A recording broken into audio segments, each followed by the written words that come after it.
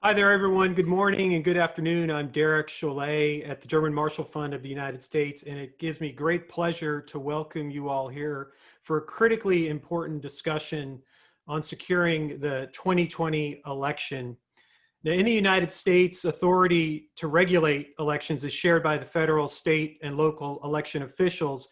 However, responsibility for the administration of state and federal elections resides at the state level. And states regulate various aspects of elections, including voter registration procedures, mail ballot and early voting requirements, and election day procedures. And so I'm thrilled to be joined today by three deeply experienced election officials from Washington, Alice Miller, who's the executive director of the DC Board of Elections. From Virginia, Chris Piper, who's the commissioner of the Virginia Board of Elections, and North Carolina, Karen Brinson Bell, who Karen is the executive director of the North Carolina Board of Elections.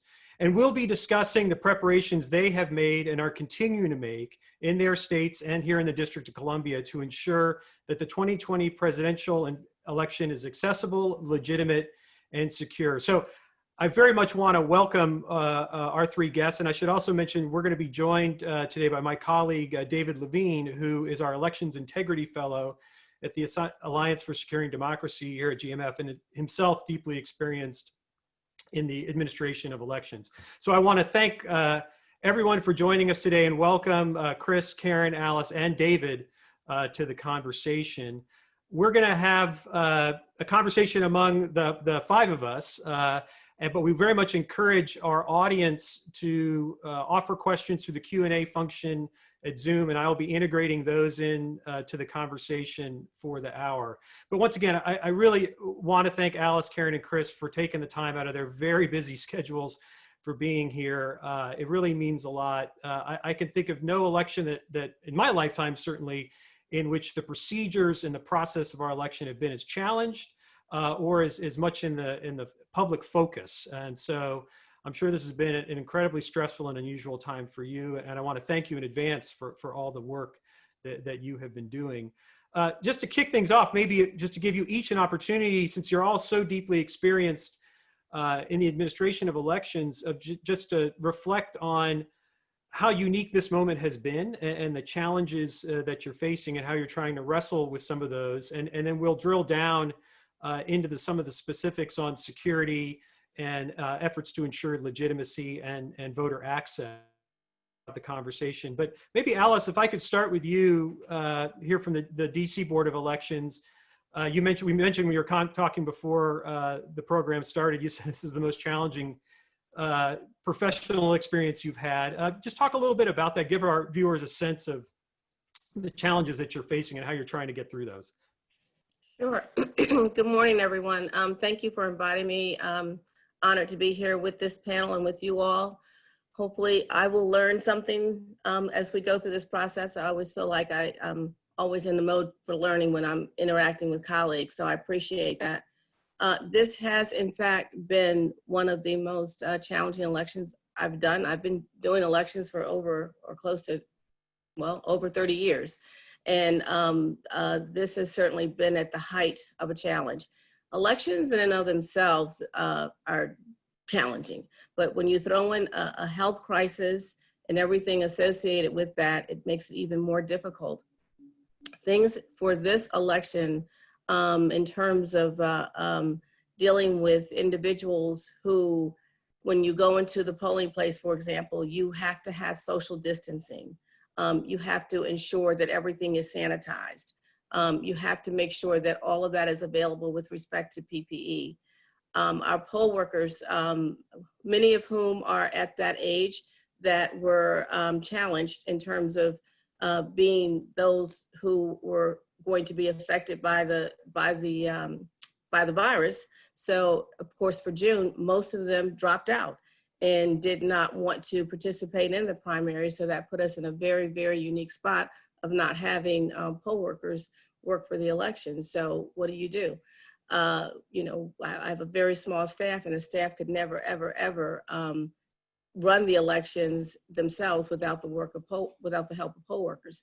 So that in and of itself created a challenge. Then the other issue was many of our locations that we use for polling places were not going to be available because of the situation with the virus.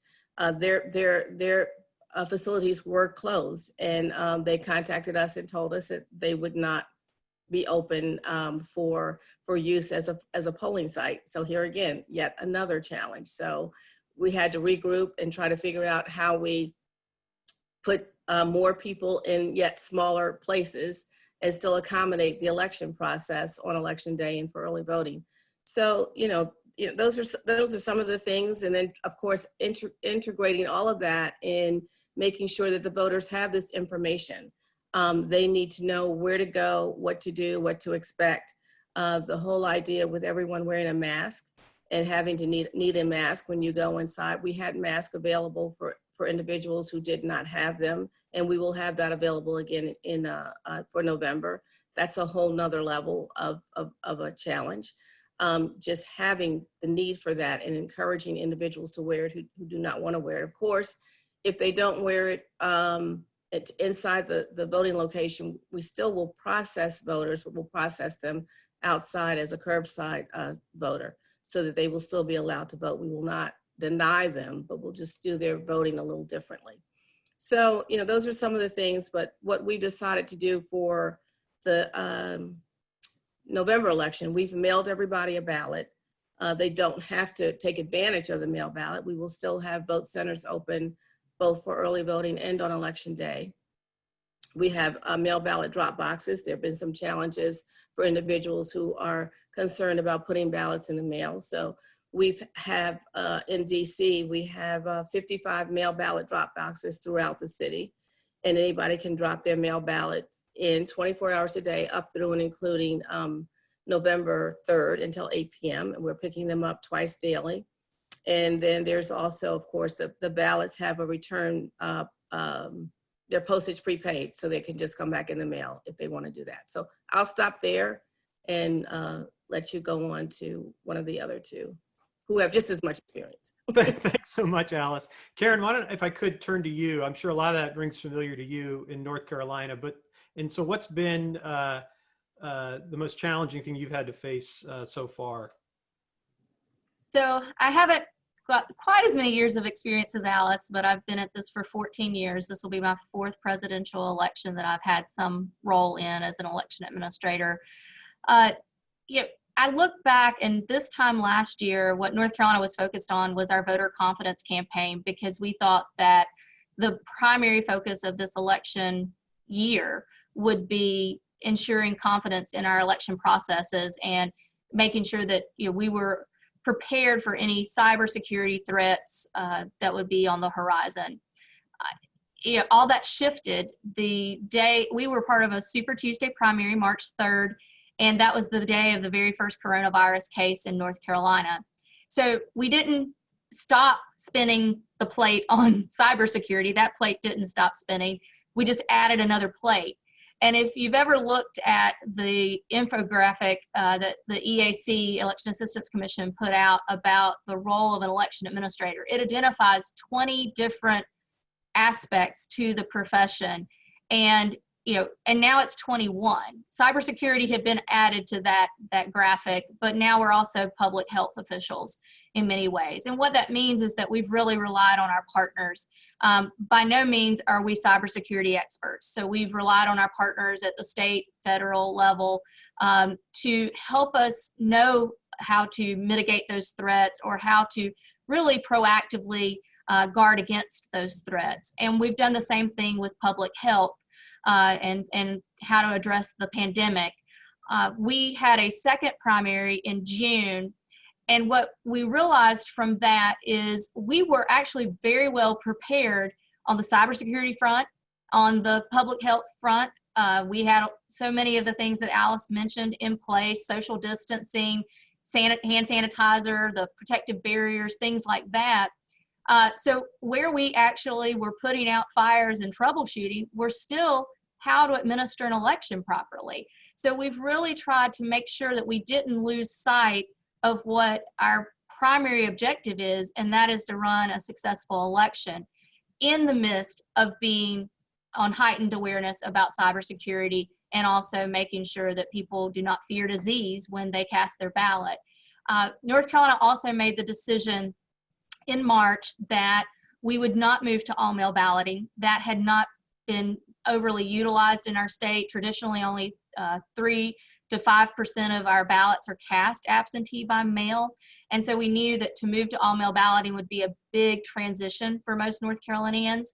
So we made it very clear in March that we would start preparations for this general election by having absentee by mail voting, in-person early voting, which is a 17-day period from North Carolina that we're about to start on Thursday, and then also, in-person voting on election day. And so we've been, developing our plans and processes with those 3 methods of voting in mind, knowing that we're expecting to have about 30% of our ballots cast absentee by mail, which meant, just to have that many more people voting through that method changed a lot of our processes, our logistics, and all of our preparations.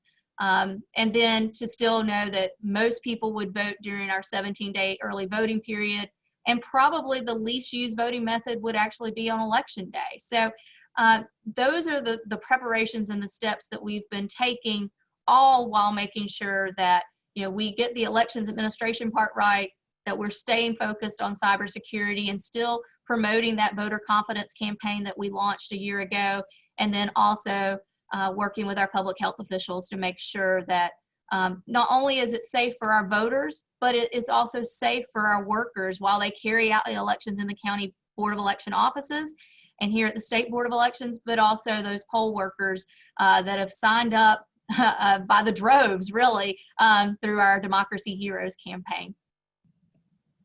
Thanks so much, Karen. Chris, I want to bring you in. How do you see it from Virginia? So yeah, it's been an incredibly challenging year.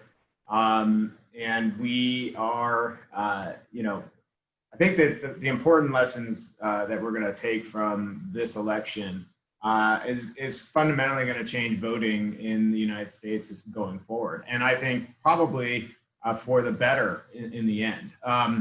So for example, much like Karen in North Carolina, Virginia has been an in-person on election day state. 88% of our voters in 2016 voted in person on election day. So, we realized that we had a big change coming. Virginia was already in the midst of making some changes. Earlier this year, the General Assembly passed the no excuse absentee voting law and opened up voting early for the entire 45-day period. So we were anticipating a lot of changes, but COVID brought in a whole new slew of those changes. And so what we did in Virginia is to steal from my colleague in Colorado, Judd Choate. He describes voting in Colorado like Burger King. You can have it your way. And so we here in Virginia wanted to do the same thing. So we didn't mail out ballots to everybody because of this, for the same reasons as Karen alluded to. But we wanted to make sure that there were opportunities for anybody who was eligible to vote have the option for how they could vote. So voting by mail, we passed legislation that has drop-off locations, the early voting, and then of course the in-person voting. So we've had a whole lot of changes, and the localities are absorbing all those changes and handling it very well. What we found in Virginia is that the changes that we've made have really changed fundamentally how we're going to vote going forward. And by that, I mean, Virginians are coming out in droves. We have well over 500,000 people already cast their ballot in person. We're around 500,000 who have returned their ballots by mail or through a drop-off location.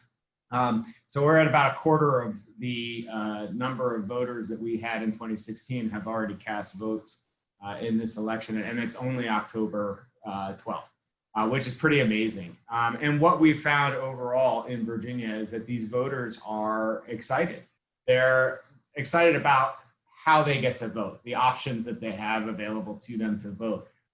This world of trying to get everybody crammed into 13 hours on election day, I think we're finding that there's positive changes that can be made as a result. And this is a credit to election administrators across the country. We are master contingency planners. I can show you my book of contingencies, and it's funny. Sorry to get off topic here for a second, but when COVID first came out, and we were all trying to figure out how we were going to vote during this pandemic, I was alarmed by the number of election administrator experts that were suddenly popping up out of everywhere. But what I've found is that anybody who has a question or a concern about how we vote and how we can do it, they come up with these elaborate schemes of how it could go awry. Well, that's what we do. We sit around thinking about those things and protecting it against those things. So if you throw some wild off the wall thing at me, I will be able to tell you how we've already planned for that. And that's really exciting. The other thing that's come up is Karen touched on it, Alice touched on it, how inspiring it's been. We usually have a hard time finding election officers. We put out the call because everybody is well aware that election officers tend to be in the higher risk category just by virtue of their age. When we put out the call, Virginia's had well over 20,000 people sign up on our website to be election officers. Well more than we've ever needed before. And this is, it's exciting, it's inspiring to see Americans standing up and offering their time to help protect our most sacred right in the United States. So thanks for having me, and I'm looking forward to the discussion. Well, thanks a lot, Chris. If I'd like to drill down a bit more on the mail-in voting and early voting, and Karen, you touched on this, but I'd like to hear from Alice, Karen, a little more from you, and also from Chris on the processing and tabulation, because there's been so much focus on the number of mail-in votes coming in, the amount of early voting that's occurring, which you've all mentioned. So just walk us through the process, because I think obviously the question on a lot of folks' minds is, when are we going to the results? And there's been a lot of talk in other states about the delays in when votes can start to be counted. So if there's a lot of mail-in votes, it may take a while. But just in your states or in the district, walk us through the process of counting these early votes and then adding in the election day results to those votes. So Alice, why don't I start with you?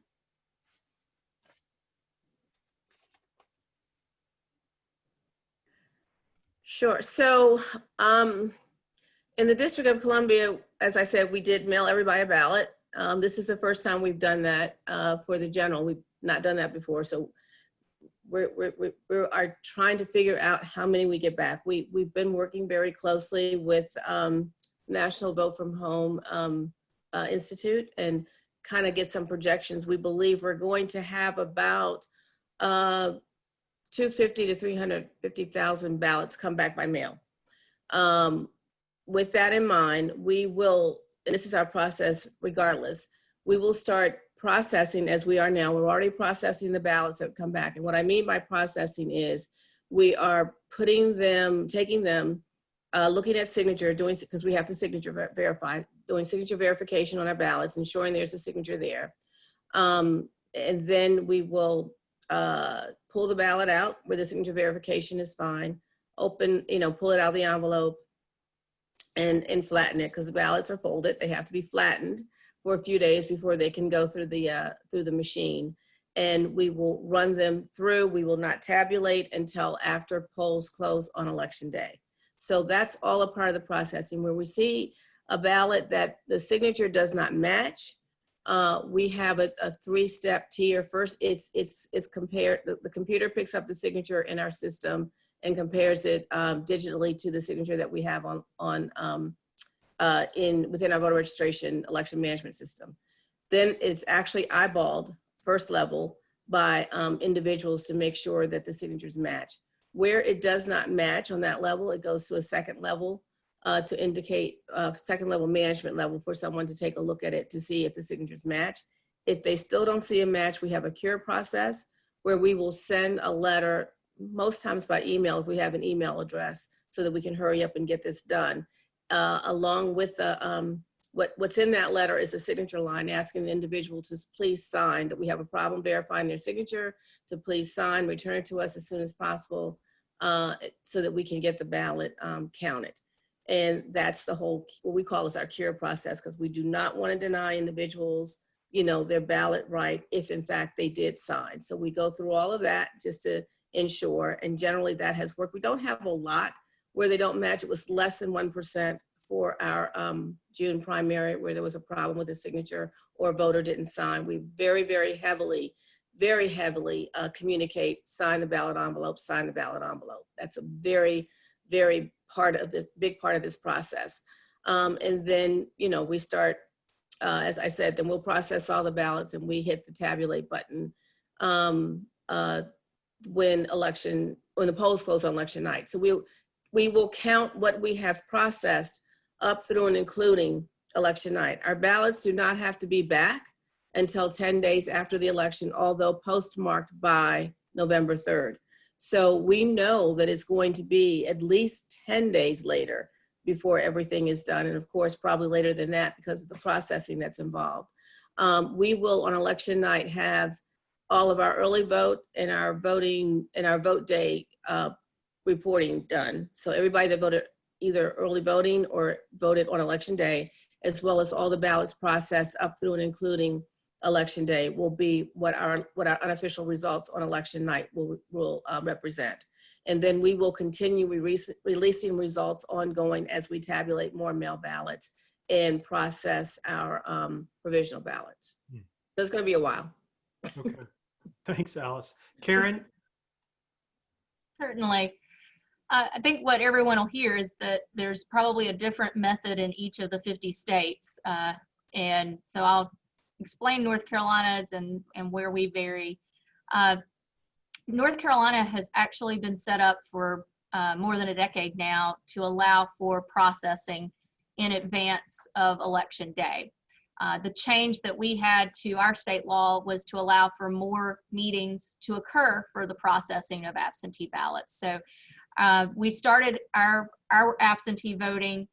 Ballots started going out for those that had already requested. That was September 4th. It made us the first in the nation. And then on September the 29th, we started having our absentee board meetings. Each county board has an appointed bipartisan 5-member board who looks at the return envelopes to see that they are completed properly. For North Carolina, we actually don't do signature verification. We have a witness. That had been previously 2 witnesses and it was reduced to 1 because of the pandemic. And so what our boards are looking for is that there is a voter signature and a witness signature and the proper information for each of those individuals. And if that's the case, then they approve, and we're at about a 97% approval rate of those ballots, and we are in some litigation right now about what to do with those that do not have proper witness, for example. So those that have been approved are able to be processed, and it's similar to what Alice mentioned. We then open the envelopes, the ballot's removed, it's inserted into the voting machine, and that process continues through a series of board meetings up until election day. And then on election day, we turn the voting machine to tabulate and are able to announce those results at the close of polls. Similarly, while we have the early voting period, that 17-day period that exists in North Carolina, we will tabulate those on election day as part of a board meeting and announce those at the close of polls. So what North Carolina's position to see this year is we'll probably have about 30% of our ballots cast absentee by mail, and about 50% of folks will vote in-person early voting. That's traditionally our most popular form of voting method. And so that's why we think we may actually have 80% of our results reported at the close of polls on election day. And so then the 20% or so that we are expecting to vote on election day, those will just come in through the night as the precincts close up and bring those back to the County Board of Elections. So, if there's, strong participation as we're expecting, we could know some of the contests at the close of polls because the margins may be so wide. Otherwise, we'll really be looking to see what those precinct level results bring back on election day. And of course, with all of this, all of those results are still unofficial until we go through our canvas certification period, which is 10 days in North Carolina. And that's when we'll look at any provisional ballots that were cast, and also any absentees that were postmarked election day but returned after election day. Those can be considered as well.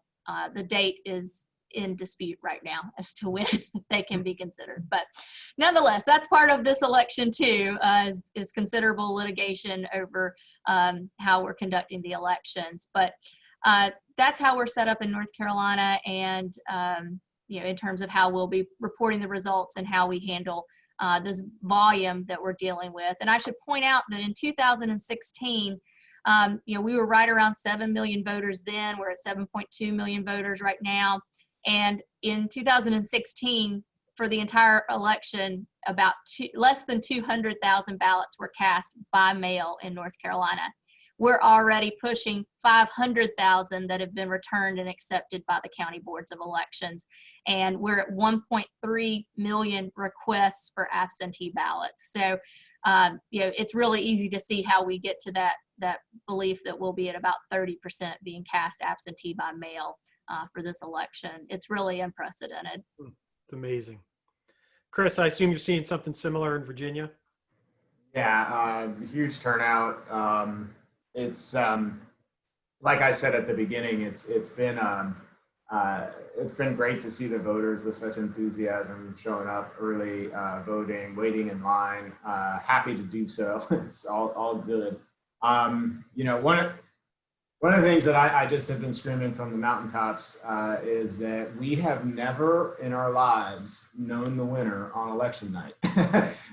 We've predicted the winners. We've had press saying, well, we think we have enough information to say that this person will win. But at the end of the day, as Karen stated, it takes us days and days to count. And, anybody who's ever seen a recount understands that these numbers change. And it's not nefarious, it's not bad, it's not awful. It's the fact that humans are running this. It's been a long day. They type in numbers, and then when we go back, and that's why we have to go back and triple, quadruple check all of the numbers and the results that came in on election night. For Virginia, we're much the same way. You actually can, postmarked ballots can come in all the way through Friday. As long as they're postmarked by election day, they can arrive by noon on Friday. So we will have preliminary final numbers. I use all these different adjectives, but we'll have preliminary numbers by Saturday. But in Virginia, just like everybody else here, we can pre-process those ballots that are coming in now. They're done in front of election officers, one member of each party. That process varies between the localities. Some localities are doing them quite often. Some localities are doing them once a week. Some localities are waiting till closer to the election to process those. But they're always checked as soon as they come in. We have a ballot curing law in place for November this year. So if there's an error that would prevent that ballot from being counted, we can reach out to the voter and give them an opportunity to cure it. But we will be very much the same. Most of our ballots will have been counted by 11 o'clock on election night. We've actually told the localities to continue processing all the way up until 11 o'clock, and then we will cut it off, and then all of the ballots that come in over the next several days will be counted again on Friday after noon once it's closed, once the deadline is passed. But because we're seeing such a heavy turnout of early in-person voting, and the fact that we can pre-process our absentee ballots that come in through the mail or in the drop-off location, we anticipate a good, like Karen, 80 to 90% of our ballots will have been counted on election night, and we'll be able to provide those numbers, and then we'll have a good idea how many are still out there for the most part. But it's important that we always continue to talk about this. It is not something we've ever done on election night. We've predicted winners. We haven't actually known the end results. So, Reminder, Chris. I'll add that we Go ahead. managed to find 3 jurisdictions that have the ability to process in advance, but many of our colleagues or several of our colleagues across the country do not have that, and so they actually won't begin to deal with their absentee ballots until election day, is my understanding. Or in the states that are all mail balloting, they have longer return periods and so forth. So it's going to vary as to when we actually know as a country the outcome of some of these contests. Yeah, and that's a great point. Particularly, I think some of the critical swing states are among those that can't start until the election. I'd like to bring in my colleague David Levine from our Elections Integrity Fellow at ASD at GMF, just for any comment or a question to the group. David. Sure. No, Derek, I appreciate that. I think one of the things that the panel's touched on broadly, so I'll bring it up, is that the diversity of election administration structures between and within states is alternately seen as a positive and negative aspect of the system, depending on who is looking and when, right? And I think some critics would say that the level of local control can lead to mismanagement and inconsistent application of the law, which comes into focus during the larger elections. But I'm sort of interested in, the other hand, decentralization allows these individual jurisdictions to experiment and innovate. And, considering we've got American, but also, many people tuning in from outside the United States, I was wondering if you guys could touch on what you perceive to be some of the positive benefits of this decentralization process we have here in the US, because obviously it's dramatically different than elsewhere. I'll jump in because that's a great question and something I think about quite a bit. But I would just point to 2016 when we had foreign adversaries attempting to, I guess the best word to use is hack into election databases. The fact of the matter is that there's 51 different ways to vote, different election databases. And then you break that down even further with each locality within those states. To do any sort of widespread disruption of a national election is nearly impossible because we have this, this bifurcated system. And I think that that's really where the strength lies. To your point, I can tell you, and the 3 of us have been on phone calls every Friday in the National Association to ensure that we're all sharing information. One of the things that happened immediately when the pandemic was declared was everybody started looking toward these mail-in voting states and looking at Colorado and Washington and Oregon, who had been doing it for a long time, and learning from them because they had an opportunity to try out some things. And what we learned immediately, and I think my colleagues would say, is that turning on mail voting is not. You got to have other options. You can't do it right, overnight and expect your entire electorate to just be okay with it. Like there's a lot of things that have to be done. And the fact that we have 51 different systems allowed all of us to take pieces from each other and learn from each other and try out some things, and knowing that it had been used successfully elsewhere. I think that those are 2 of the biggest benefits of our system here in the States. Yeah, so Alice or Karen? Yeah, Alice, please. I'm sorry, Karen. Let me just piggyback on that a little bit. To Chris's point, it's true. We all have a different way of doing it there, but we all piggyback on each other and we all learn from each other. And so while we're mailing a ballot out to everyone, it's not the only option that individuals have. They can still opt to go to a preset and vote. Many of them, we're mailing to the address that we have on file, but many individuals are still, quote, requesting an absentee ballot, meaning that they want that ballot to go someplace other than their registration address, and they can still early vote. So all of those things are very helpful. hopping on and knowing, for example, as Chris said, on these calls with colleagues has been very helpful, because we knew, you know, this was not going to be an easy lift. It's a heavy lift.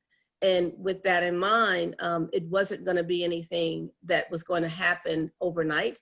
As our colleagues tell us, it has taken years and years and years and years and years to do an all-mail process. So the challenges tied to that could not just be looked on and, yeah, we're going to do this and it's going to work. This is an easy thing to do. No, you got to have other options. And we decide what those options are, and we do that within our own jurisdiction. And so that's what's real helpful about us being able to make these decisions. And that's what we've done. And hopefully everybody will still take the option that's best for them and decide how they want to exercise their right to vote and do it. Mm-hmm. Karen. Now, what I'll add to that is, you know, it's from a national perspective and then a state level perspective is, as Chris and Alice said, we definitely have been learning from each other. It sounds so simplistic, but even some of the most simplistic things have been particularly helpful. Learning that in Wisconsin, a mayor determined that a Q-tip or a cotton swab could be used as a disposable stylus. So we're doing that in North Carolina. We did our own science experiment and tested to see which one was the most accurate as a stylus, and then worked with our emergency management to get adequate supply of those into our voting locations to be ballot marking devices, or to work with the ballot marking devices that we provide. So, you know, it's interesting to see. It is a safeguard, as Chris mentioned, the fact that we are not, you know, 100% the same, because that does increase our vulnerability. And we've adopted that model in many ways at the state level. You know, I have oversight of 100 counties, and we try to create uniformity as best we can. We provide them guidance so that they each are following the law and the intent of the law in the same manner. But at the same time, we have to consider that, you know, there are 2 counties in North Carolina that are over 700,000 registered voters, while there's 1 county that's right around 2,500. 2,500 is what some counties have in a single precinct. So it's how do you apply that and how do you make that work? But it does really create innovation, like you were asking about, David, to see what comes from that and how they help each other and how we can help each other. You know, it at one point there was not a large supply of the protective shields, the desktop shields. And so it was in some of our most rural counties that their county facilities or maintenance staff started just building them and finding ways to just take scrap lumber and create a desktop shield. And that worked much better in their budgets than, you know, the fancy ones that they could buy from a vendor, for example. We've also seen, you know, we formed a task force of county officials and state officials to share ideas. And, you know, because we actually develop and maintain our own state election information management system and voter registration system, that means that we could make in-house changes to our system with our development. And from that task force, they came up with measures that we rolled out, including you know, the ability that if we have to shut down polling places, be it for coronavirus or be it for a power outage or something like that, because we may very well be dealing with inclement weather on November the 3rd or during this early voting period, that, you know, we can now shift and be more nimble within our voter registration database and our election information management system into an emergency mode than what we had previously. And so sometimes it's just being able to collectively brainstorm, whether it's through the National Association of State Election Directors or it's through just pulling from the knowledge of those different county level, in my case, directors, no matter whether they're from the largest county in the state or the smallest county. Well, thanks, Karen. I'd like to talk a little bit about the mail-in balloting. You've all talked about how you're seeing an exponential increase in the number of mail-in ballots.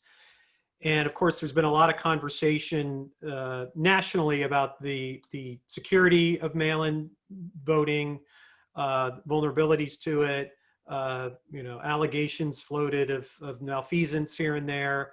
I'm sure this is a question you're all getting a lot. I just want to give each of you an opportunity to speak to this issue, given the number of mail-in votes we're going to see and what's being said about mail-in voting. Alice, why don't I start with you? Yep. So as I said earlier, we've been working very closely with not only our colleagues, that have been doing this for a long time, such as Washington State, but also with the National Vote from Home Institute. Gotten a lot of information from them. Used a lot of information. They have toolkits that they have put out, and all of those information devices create the positive and the resources that we can rely on as what we're all calling trusted resources, trusted information. And so with that, excuse me, we're trying to make certain that our voters are comfortable with the ballots and shy away from misinformation, disinformation regarding mail ballots. The ballots are able to come to us. We process the ballots. They're very secure. In our state, we're actually, as I said, doing signature checks. So we're not concerned about, and nor have we ever been concerned about levels of fraud. It just has not happened. Excuse me. In the District of Columbia, we're able to check if someone has voted by mail and then they go into the precinct and vote. There's a check and balance for that, where they will not be able to vote twice. While they will not be turned down at the precinct level, they'll vote a provisional ballot, because we know we've already scanned in their mail ballot, and that provisional ballot will not be counted.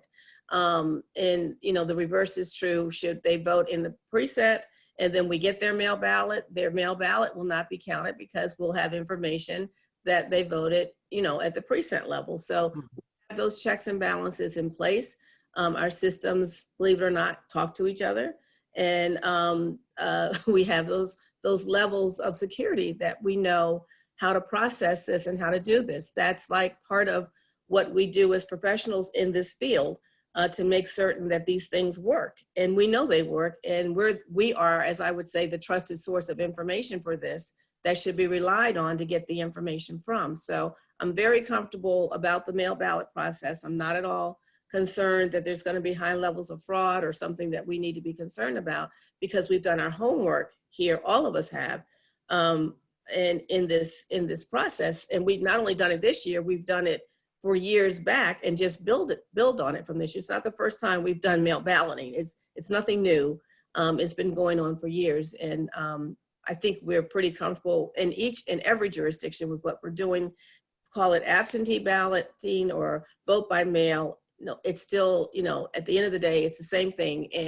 And we know how to do this to ensure the security and the integrity of the process.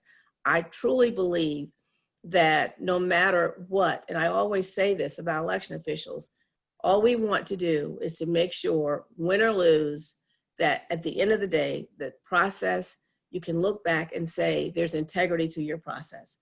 We don't care. That's just how I think it's true. And, we've got this saying in the elections world: win and win big. Don't care who it is. Just win, do it big, so we don't have to come back and do anything else to it. And that's if you're voting at the precinct level, by mail, or even if you're voting, you can't decide. It's just that we don't want any issues with this. We want to make sure that everyone's comfortable, the process is clean, and we can go back and do checks and balances.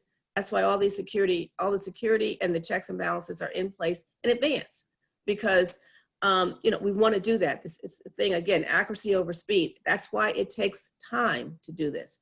We release results as final results on election night. They're always, as Chris has said, you never know. They're unofficial results. And we always say that everything is unofficial until the results are certified. And that has a lot to do with the checks and balances that we put in place, not only for mail balloting, but for the whole process tied with the election. I'm comfortable Thank you. with ballots, and I think, you know, everyone is in this field. I think we'll be fine. Thank you. Karen.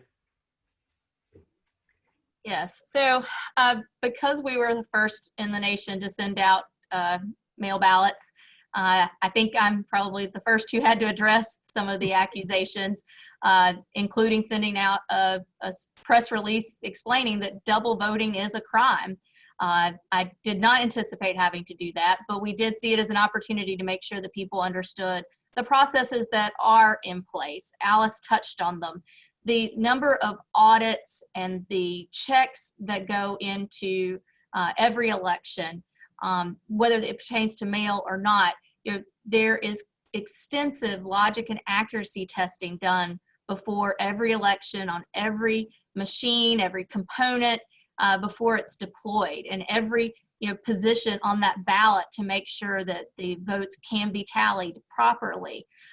Post-election, we have audits that reconcile voting history, the number of people who signed in the poll book, whatever form of poll book someone has, against the number of ballots cast. That's done before we certify an election. We do, in North Carolina, we do a sample hand-to-eye audit of a randomly selected number of precincts to verify those voting machines. We have audits of our manual edits if we had to do anything of that nature. So there's extensive work that goes on before the election and after the election to audit our systems, to do those checks and balances that Alice mentioned. And then the whole system is proven. It may be the first time for some jurisdictions to do all mail balloting, but it's not our first time for any of us to actually have mail balloting. The volume may just have changed. So our system is proven. We have those systems in place, like Alice mentioned, where we do record when someone has voted. And if they try to appear in person on election day or during the early voting period, that's noted. And that's why we have provisional balloting in case that there is any error in our system. I can also say that North Carolina's received considerable attention because we did call for a new election. Our state board did in the 9th Congressional District. It was not voter fraud. We have to remember that there's a difference between what a voter is trying to do and what others are trying to do. And we found that there was an individual who was purposefully harvesting ballots and was trying to interfere with our election. And so it's just another case in point that what we do as election administrators is to ensure the integrity of the election. And we found a problem in North Carolina and we addressed it. And since then, we've even tightened our laws even more, even though it was those laws and those processes that were in place that helped identify the problem and made sure that we got to the root of it. And he's been prosecuted. So it definitely is a proven system. We are professionals in what we do. And as Alice said, at the end of the night, don't ask us who won. All we're going to know is whether we have enough for a recount or not, quite honestly. Well said. Chris. Yeah, I mean, I can't add too much to that. What I will say is billions and billions and billions of ballots cast, very few instances of voter fraud. As I said at the beginning, we sit around and think of really bad situations and then protect against them. And we've been doing that for years and years. And so everything I've ever heard over the last few months, I'm like, oh yeah, we have a plan for that. Oh yeah, we have a plan for that. We have a plan for that. The only thing I would add to what my colleagues said, look at them. Look at me. Go to your local voter registration office when you're casting your ballot. Look at who's running these things. They're dedicated, passionate individuals who care about this a lot. You don't get in this game and because it's fun. It's tough. It's hard. But we know that what we do is really, really important. I tell my staff all the time, I can't have a bad day because no matter what, some point during that day, I help somebody get the opportunity to vote. And that's really what this comes down to. We are human. We will make mistakes, but there's no nefarious plot. And we're trying our hardest to make sure we get it right. And at the end of the day, we have protections. We have the ability to show you the integrity of the vote. And we do that constantly, and we'll continue to do that constantly. So it's really inspiring to see, the people who do this work. It's your friends and your neighbors, it's your family. They're the ones out there on the front lines, putting a lot at risk, especially this year, to ensure that your vote's going to count. And we do. We make sure it counts. And I will also agree with Alice and Karen. I could care less at the end of the night who's winning. It's a matter of making sure that we get the information to the voters, and that when there is a close one, that we're dotting our I's and crossing our T's to ensure that the ultimate outcome of that election is what the voters chose. And we saw that 3 years ago in Virginia, where we actually had a tie at a House of Delegates. So it's, every vote matters, and we take it all very seriously. Mm-hmm. Well, I'd like to try to fold in, just in the 10 minutes we've got left, a couple questions from our audience, and I'm going to group them together in two buckets because we've had several along a couple themes. First, on this issue of poll watchers, which also has been talked about quite a bit in the broad public debate. Calls, including by President Trump in a debate a few weeks ago, to encourage folks to go watch the polls. Poll watching is not new, of course. There's rules about it. Folks do it in every election. Just if you could respond a little bit to this whole issue of poll watching and what's allowed and what you're going to be looking for. And then secondly, cybersecurity. Several questioners have talked about vulnerability of systems. Obviously, this is not new to any of you. You've worked on this in previous elections and this one as well. You're well aware of the threats. But if you could just talk a little bit about the measures you're taking to protect yourselves against cyber threats, that would be great. So two very easy questions to answer: poll watching and cybersecurity. Why don't we go in reverse order? Chris, I'll start with you, and then we'll go to Karen, and then finish with Alice. Sure. Poll watchers, we call them authorized representatives in Virginia. It's a process. You have to get permission, we know who they are when they come in. So they're there to ensure the integrity of the process inside the polling place. So they're already there, and you can't just willy-nilly show up and say, okay, I'm going to watch the polls. It's just not allowed in Virginia. Further, we have what's called the 40-foot line. So 40 feet from the entrance to the polling place is no electioneering. You can't be handing out literature within that 40-foot zone. And then another really strict law in Virginia about hindering or intimidation. So if you're hindering the ability for somebody to cast their ballot or providing some sort of intimidation, then you could be in violation of the law. And we empower our election officials to get out there and de-escalate situations. But the fact of the matter is that, again, we want to be an open and transparent process. And so we do have authorized representatives that are in the polling place. They're there at the end of the night too, and then throughout the canvass process. The canvass process is the counting of the votes. Representatives from the parties and the candidates are allowed into those meetings as well. So, we've already got them. So there's no need for anybody to show up. And in fact, it's not going to do you any good because you won't be allowed in the polling place. We also, in Virginia, we get a lot of, I saw somebody had a question about OSCE and ODIHR. So we will have international observers in some of our polling places, and we want to be open and transparent about it. With regard to cybersecurity, when the governor appointed me to my position, I said, I'm going to have to delegate that part because I am not an IT guy. But now I am a cybersecurity expert, as it turns out. But a couple of things have happened. First of all, in Virginia anyway, we work with our executive branch IT agency very closely, working with them. Federal government provided funds twice over the last 2 years, to enhance election security, and we've used those funds for that purpose. We were already in a very strong security posture, and we're just even better now. That's what it comes down to. The fact of the matter is that the threat isn't going to go away. It keeps getting more and more sophisticated, so we just have to stay one step ahead of the bad guys, and we've been able to do that. I think, though, I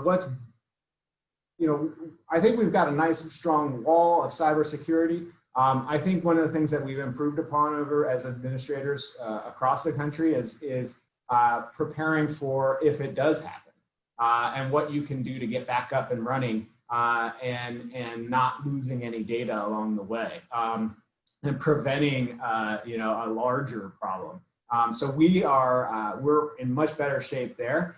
But I think that the biggest advantage that has come is the partnerships, the communication.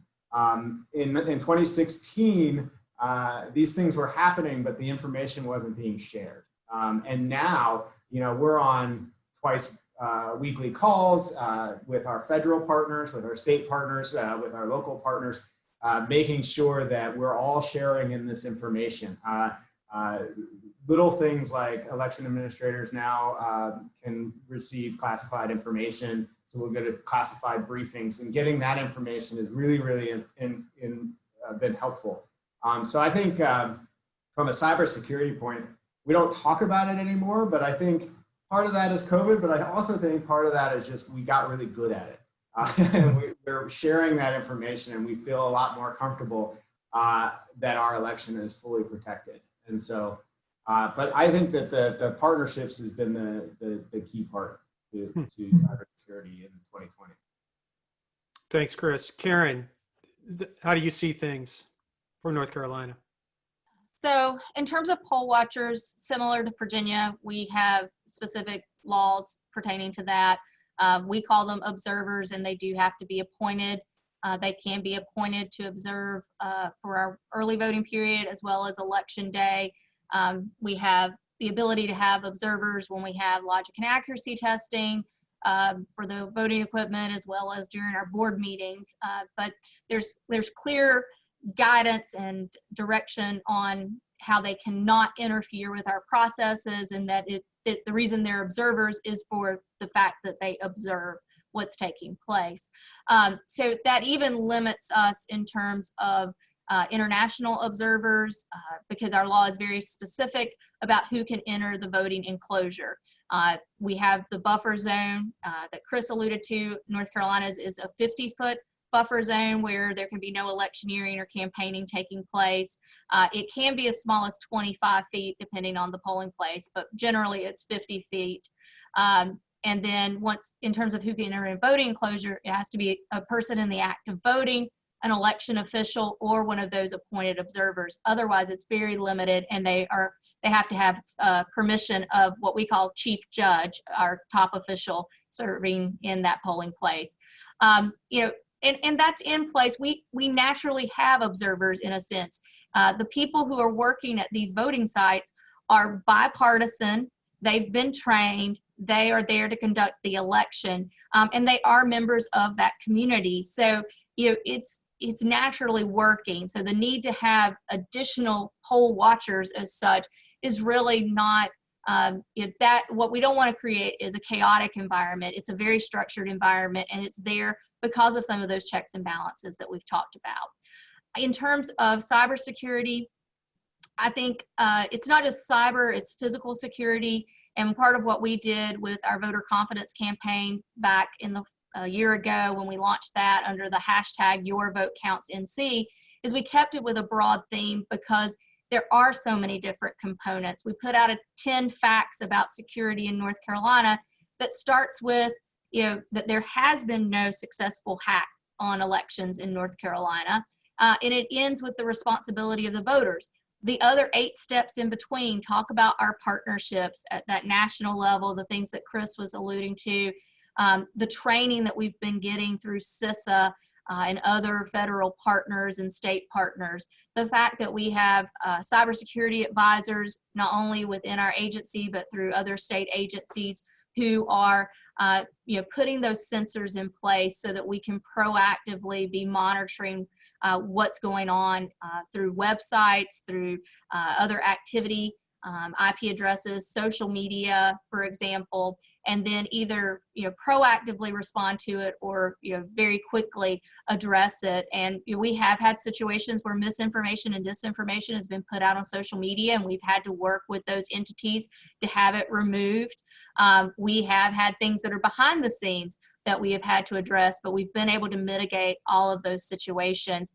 And then, some of the other steps that are in place are just those audits that we were talking about, having certified voting systems, and the measures that we take. In North Carolina, a vendor, in order to be certified in our state, has to post a $17 million bond in case their system was the cause for a new election, that bond would go into effect. They also have to put their source code into escrow with us. There's just a very extensive effort behind our certification process that ensures the integrity of our voting systems, which are often questioned. But then, really it gets down to those other aspects of, the efforts on the web, and then, just other attempts that people are trying to make. But, that's what we've been having to do, is to work with those partners and to, just really put in additional safeguards, look at our processes and make sure that they're strong. And then also, just as we've touched on throughout this conversation, is, to look at the voters and say, recognize where the trusted source of information is, because a lot of what is really, undermining our cybersecurity posture is the misinformation and disinformation. And so it's on us to try to educate folks, but we also have to look to the voters to say, get involved and learn how this really works, and make sure you go to your county board of elections or your state board of elections to make sure you're getting the right information. Thank you so much. Alice, over to you. And unfortunately, we are out of time. So Alice, this will be the last word. Well, I don't have much to add to that. I'll just pretty much ditto what they've said. I mean, we've got the same thing with, you have to apply to be a poll watcher, and there we have the 50-foot line, like North Carolina, as Karen said, in terms of campaigning. And, we do all of the same kind of testing and all with the cybersecurity and the partnership and things of that nature. We have both the local and the federal individual partnerships in place, and I think we're all doing the same thing. I think at the end of the day, everybody, poll workers, election officials, and voters, we just need to understand we are all in this together, and we all want the same thing. We all want to have safe, secure elections, and we need to work together to ensure that happens. And that's my final word. Well, Alice, I can think of no better word to end on, that we are all in this together. And Karen, you mentioned the importance of educating voters about the process and the important work that you all do. And that's what we've done for the last hour. I have another hour's worth at least of questions for you, but you've got really important jobs to do. And I cannot thank you enough for taking the time to be with us today for an hour and to help tell us about the important work that you're doing. I come out of this feeling more optimistic and certainly more appreciative important work and the difficulty of the jobs that you face. So thank you very much, Alice Miller, the Executive Director of the DC Board of Elections, Karen Brinson Bell, the Executive Director of the North Carolina Board of Elections, and Chris Piper, the Commissioner of the Virginia Board of Elections. Also, thanks to my colleague, David Levine, here at our Elections Integrity Fellow at GMF. Thanks to all of you for the important work that you're doing. Those of you who have a chance to vote early, please do so. I sent in my ballot a few days ago. It's an important election. Every election is important. This one feels perhaps even more so, and particularly given the challenges you're facing. Very, very appreciative of the three of you and the hard work that you're doing along with your colleagues throughout the United States. So thank you everyone for being with us. Please stay safe and get out and vote. Thanks so much. Thank you.